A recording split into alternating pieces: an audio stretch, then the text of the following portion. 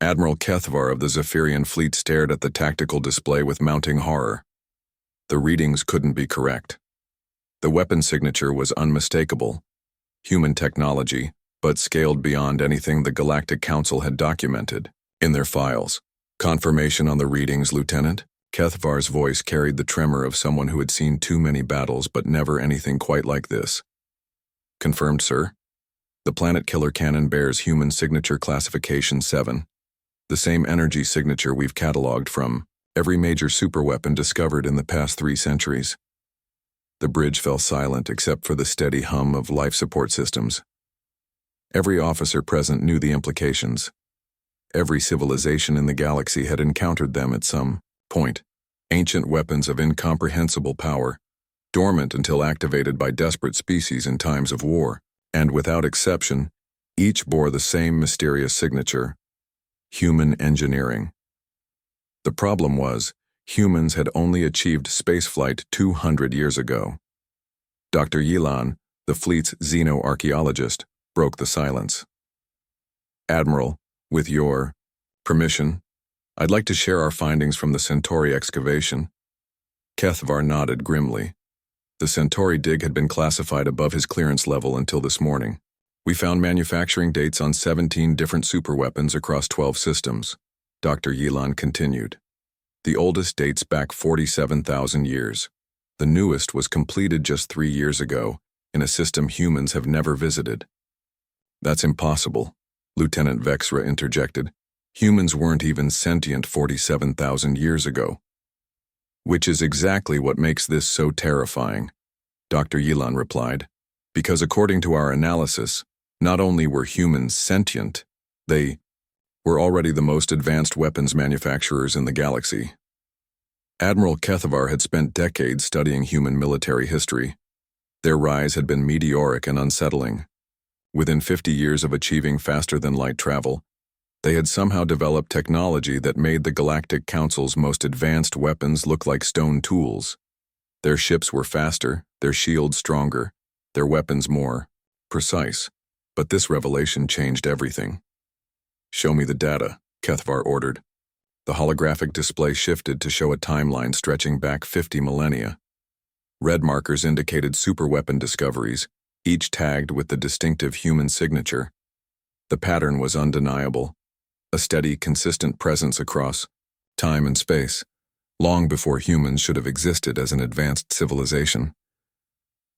There's more, Dr. Yilan said quietly.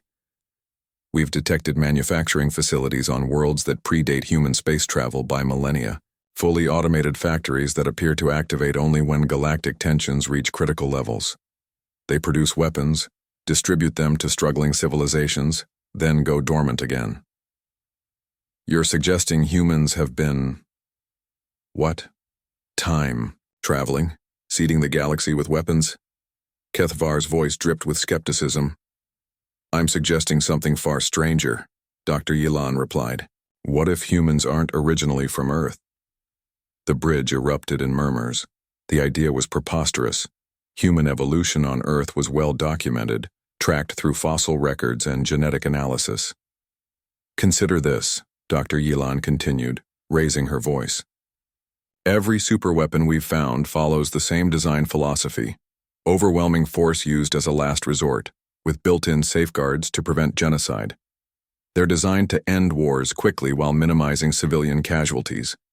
Does that sound familiar? It did. Every officer present had studied human military doctrine. The parallels were unmistakable. Furthermore, Dr. Yilan activated another display. We've discovered that these weapons only activate for species facing extinction-level threats. They've never been used for conquest, only survival. The galaxy's most powerful weapons are distributed by an automated system that apparently values life above all else. Admiral Kethvar felt a chill run down his spine. Are you saying humans are, what? Gardeners? Caretakers? I'm saying humans might be the reason any of us are still alive. The tactical officer's console chimed urgently. Admiral, we're receiving a transmission. It's from the human ship Prometheus. On screen, Captain Sarah Chen's image appeared on the view screen. She looked tired, but her eyes held the same intensity Kethavar had come to associate with human military leaders. Admiral Kethavar, we've been monitoring your archaeological findings. I believe it's time for a conversation. Captain Chen, your people have some explaining to do. Sarah smiled sadly. Admiral, what would you say if I told you that every human-born carries genetic memories we don't fully understand? Dreams of worlds we've never seen? Knowledge of technologies we shouldn't possess?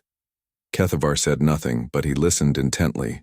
What would you say if I told you that human children instinctively know how to build weapons of peace, tools designed not to conquer, but to ensure that no species ever faces extinction alone? I'd say you were asking me to believe in fairy tales. 3 days ago, Admiral, your homeworld faced annihilation from the Void Hunters. A superweapon of unknown origin appeared in your system and eliminated the threat. Did you ever wonder why it came to your aid? Kethavar's blood ran cold. The weapon that had saved Zephyria had appeared from nowhere, destroyed the Void Hunter fleet with surgical precision, then vanished. The energy signature? Human Signature Classification 9, Captain Chen confirmed. Built by automated systems that activate whenever the galactic balance tilts toward extinction. Systems that have been operating for 50,000 years. Guided by programming we're only beginning to understand. What are you saying, Captain? I'm saying that humanity's greatest export has always been hope, Admiral. We just never realized we'd been in the business that long. The view screen went dark, leaving Admiral Kethavar staring at his reflection in the black screen. Around him, his crew worked in stunned silence, processing the implications. Somewhere, in the depths of space, automated factories hummed to life, responding to conflicts not yet begun, crafting weapons that would ensure that no species would face its darkest hour alone. And on a small blue planet, human children dreamed of stars and felt an inexplicable urge to build tools of salvation. The galaxy's guardians had always been among them. They just hadn't known it yet.